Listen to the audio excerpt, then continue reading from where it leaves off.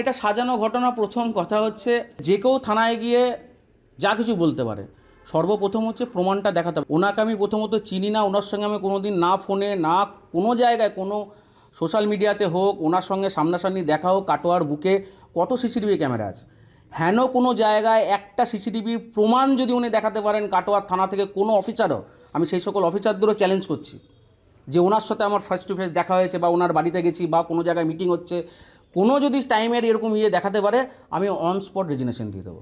এর পেছনে যারা আছে আমি জানি তারা আর 1 মাসের মধ্যে দল তাদের এগেনস্টে স্টেপ নেবে। এই অভিযোগ যে শুধু বেহালাতে আবদ্ধ তা কিন্তু নয়। কাটোয়ার ঘটনা দেখায় কাটোয়াতেও বিজেপি নেতার বিরুদ্ধে তোলাবাজির অভিযোগ।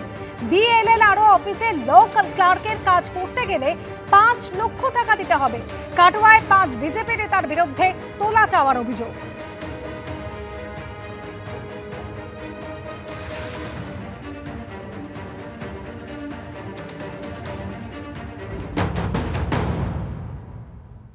গত 26/6/2026 তারিখে রাত্রে কাটোয়া নগরমণ্ডল বিজেপি অফিসে আমাকে ডেকে পাঠানো হয় এবং বলা হয় যে কাটোয়া 1 নম্বর বিএলআর অফিসে কাজ করতে গেলে আপনাকে 5 লাখ টাকা তোলা দিতে হবে, তবে আপনি কাজ করতে পারবেন। আমি সেই তোলা দিতে অস্বীকার করি। পরবর্তীকালে বিভিন্ন চাপে আমি 20,000 টাকা দিই এবং বাদবাকি টাকা দিইনি বলে আমার উপর গতকাল রাতে এই বিশ্বজিৎ অধিকারী, অতনু সাহা এবং ধীরাজ দাসের নেতৃত্বে আমার উপর আক্রমণ করে এবং আমাকে চত্থাপড় মারে। ওরা লাঠি বিভিন্ন ধরনের অস্ত্র নিয়ে আমার উপর চড়া হয় এবং তার মধ্যে বন্দুকও ওদের কোমরে গোজা ছিল, দিয়ে তারপর আমাকে প্রহার করে, চত্থাপড় মারে, ধাক্কাধাক্কি হয়। ওরা এখানে এসে বলছিল যে আমরা সুমন দেবনাথের লোক, আমাদের কিছু করতে পারবি না, আমরা বর্তমানে রুলিং পার্টিতে আছি, আমরা কি করতে পারি শুধু দেখে নিস।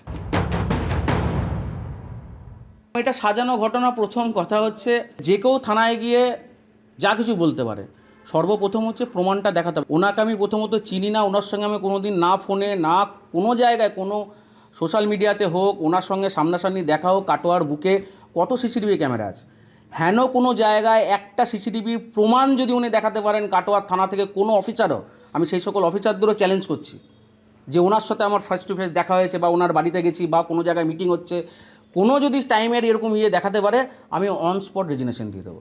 এর পেছনে যারা আছে আমি জানি তারা আর 1 মাসের মধ্যে দল তাদের এগেনস্টে স্টেপ নেবে। বিজেপি নেতা কিন্তু সমস্ত অভিযোগ অস্বীকার করছেন, কিন্তু ল ক্লার্ক সুজন ঘোষ তিনি কিন্তু পরিষ্কার বলছেন যে 5 লক্ষ টাকা তোলা দিতে পারেননি, যে কারণে তাকে মারধর করা হয়েছে।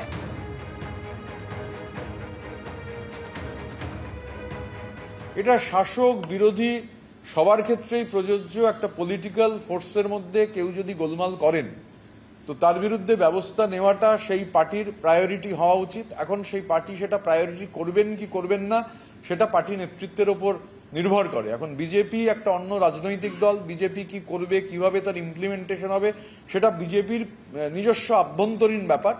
তো সেটা সেই বিষয়ে আমি তো মন্তব্য করতে পারবো না, কিন্তু নিচের তলায় যেটা হচ্ছে, বিশেষ করে এই জরিমানা ধার্য করবার ক্ষেত্রে বিজেপির লোকাল স্তরের বেশ কিছু নেতারা যে ভূমিকা পালন করছেন, তো আমরা সেই সম্পর্কে আমরা অ্যাসেম্বলি ওয়াইজ, আমরা গতকালও মাননীয় মুখ্যমন্ত্রীকে বলেছি, উনি অ্যাসেম্বলি ধরে আমরা সেই তালিকা যে বিধানসভা ভিত্তিক কারা এই ধরনের জরিমানা ধার্য করছেন, কারা তোলাবাজি করছেন, আমাদের কাছে যতটুকু তথ্য আছে আমরা রাজ্য প্রশাসনের প্রধানের কাছে ডেফিনেটলি সেটা দিয়ে দেবো।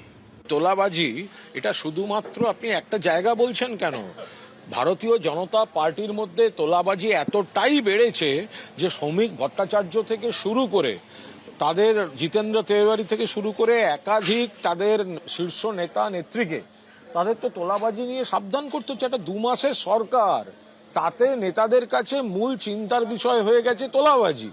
তাতে বোঝা যাচ্ছে যে বিজেপি দলটা কি অবস্থায় চলছে। এবিপি আনন্দ, এগিয়ে থাকে, এগিয়ে রাখে।